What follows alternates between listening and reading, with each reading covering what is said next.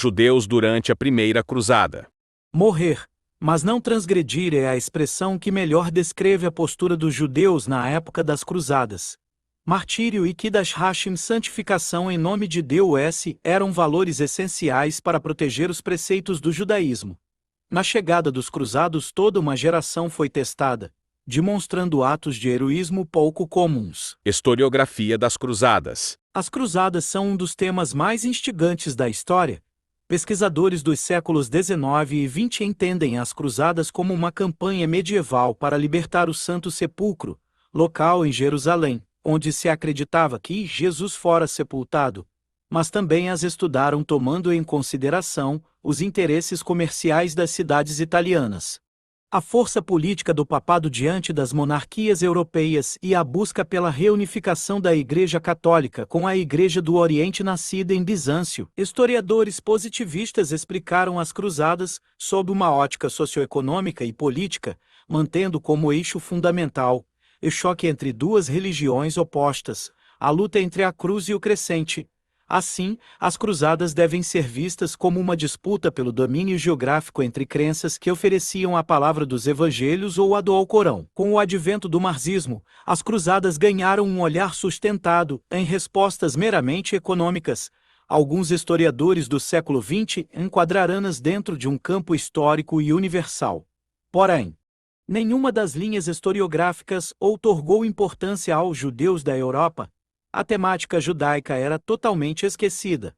Os positivistas não julgavam ser esse um assunto relevante para ser pesquisado, enquanto para os marxistas era um tema insignificante, sem interesse da luta de classes. Foi na visão globalizada dos professores Steven Runciman e Joshua Proer que encontramos uma análise detalhada sobre o papel dos judeus no decorrer das cruzadas.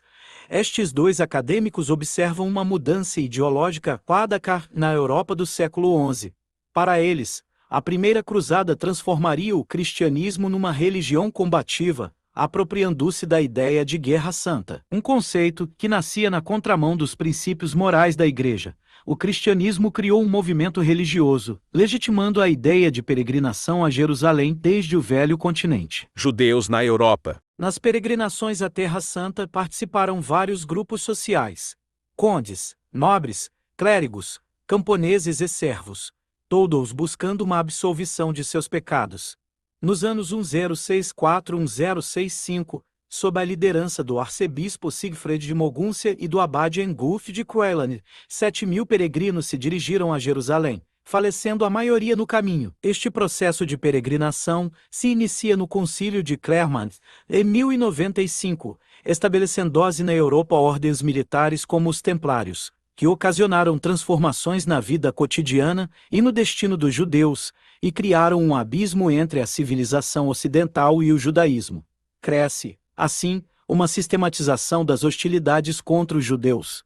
Como a Igreja os declara inimigos da fé, as camadas populares iniciam uma onda de violência contra os filhos de Israel. Afinal, a maioria deles vivia nas cidades e tinha uma formação superior àquela encontrada na população local. Vários relatos hinos hebraicos em verso descrevem as dificuldades sofridas pelos judeus por rejeitar o cristianismo como a fé verdadeira. Desde a destruição do Segundo Templo e o exílio de Roma em 70 EC, várias comunidades judaicas se espalharam pela Europa. Seus membros jamais esqueceram Jerusalém, como bem o denota a contínua entoação da prece o ano próximo, em Jerusalém, e a reafirmação de seu compromisso com a terra de Israel. Vésperas da Primeira Cruzada. Época medieval, desfrutavam de tranquilidade e prosperidade. Na Europa cristã, os judeus que habitavam em territórios do Império Carolíngio, assim como os que, na Península Ibérica, viviam sob domínio muçulmano. Porém, a luta entre o poder papal e o crescente poder político dos monarcas criou-lhes uma nova situação. Pelo século XI, era instável a situação dos judeus da Europa. Na França e na Alemanha, dependiam da proteção dos reis, com os quais mantinham relações aceitáveis, já que os reis careciam de seus talentos e suas riquezas. Os judeus concediam empréstimos aos governantes, que os incumbiam de coletar impostos para o tesouro real.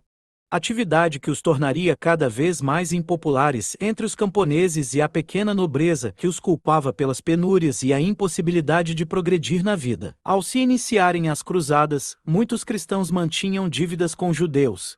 A peregrinação à Terra Santa era não só uma forma de receber perdão da Igreja e do céu pelos pecados, mas também um meio de libertar-se das obrigações econômicas. Alguns anos antes das cruzadas, aconteciam perseguições esporádicas. Um cronista judeu relata o massacre de Otranto, uma vila ao sul da Itália.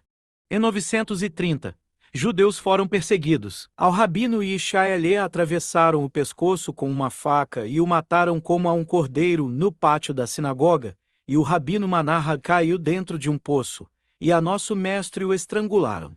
Em 1007 aconteceriam massacres na França e a expulsão e conversões dos judeus de Mogúncia Mendes, na Alemanha. Entre os séculos 8 a 11, os judeus da Espanha viviam em paz e integrados ao Estado Islâmico, sendo considerados pelos cristãos como colaboradores dos muçulmanos. Em 1064, na conquista de Barbastro, motivado pelos maus tratos a judeus, o Papa Alexandre II escreveu aos bispos hispânicos, lembrando-os da diferença entre muçulmanos e judeus.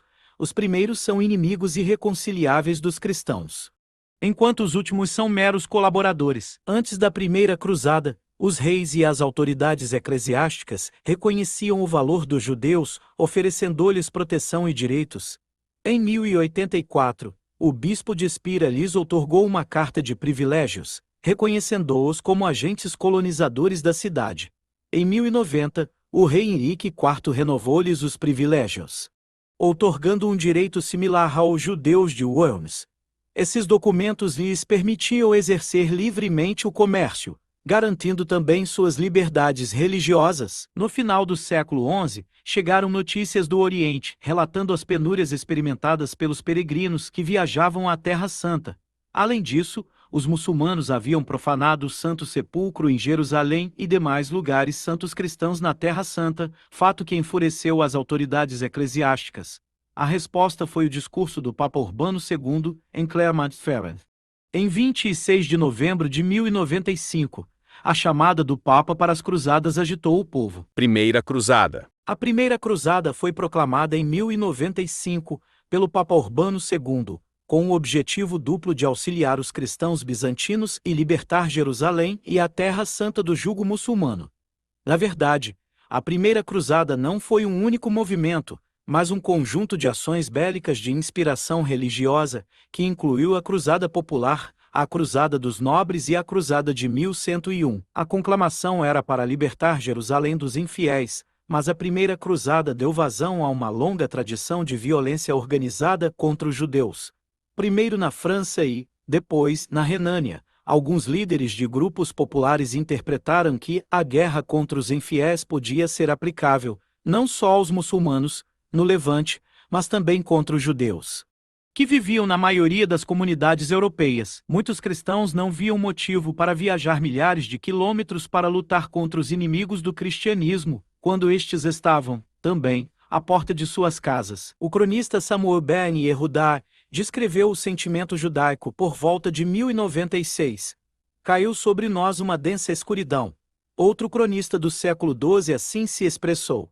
As lagostas não têm rei, mas andam todas em bandos, fazendo clara alusão à postura devastadora dos cruzados. Uma cruzada não era apenas a retomada dos lugares santos cristãos tomados pelos árabes.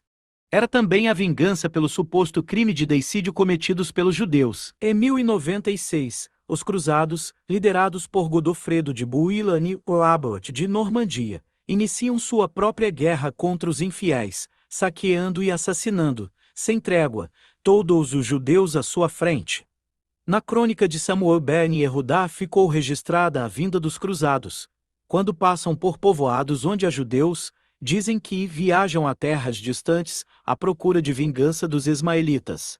Porém aqui vivem também judeus cujos antepassados mataram e crucificaram sem motivo. Portanto, devemos destruí-los como povo para que o nome de Israel não seja lembrado. O conceito de deicídio surgido no século IV voltara revigorado. Mesmo que as atrocidades começassem em Rouen e Normandia, as maiores matanças se propagaram em direção do rio Hainaut, região superpovoada por comunidades judaicas. No início do verão de 1096, cerca de 10.000 cristãos partiram em cruzada, percorrendo o Vale do Rino em direção ao norte, direção oposta a Jerusalém. Iniciando uma série de perseguições, a proteção dada aos judeus por bispos e imperadores não evitou uma catástrofe de dimensões gigantescas. Em 1103 houve uma trégua entre o poder político e religioso.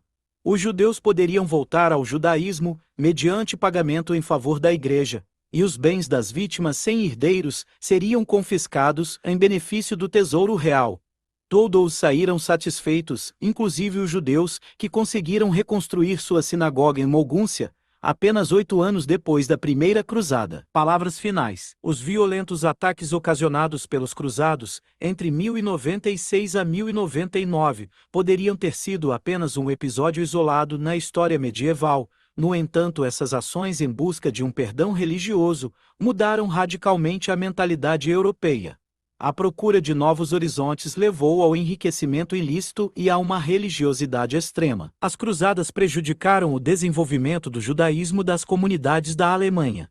Elas criaram um distanciamento cada vez maior entre cristãos e judeus, um espaço que foi aumentando com o tempo, atingindo seu ponto mais alto em 1215. Nesse ano, o Concílio Latrão IV, liderado pelo Papa Inocêncio III, ordena aos monarcas da Europa aceitar uma legislação que obriga todos os judeus a habitar em bairros separados e portar em suas vestes o distintivo amarelo, sinal de humilhação e discriminação.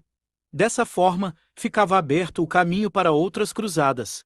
Tudo era apenas uma questão de tempo. Nesse ano, o Concílio Latrão IV, liderado pelo Papa Inocêncio III, ordena aos monarcas da Europa aceitar uma legislação que obriga todos os judeus a habitar em bairros separados e portar em suas vestes o distintivo amarelo, sinal de humilhação e discriminação.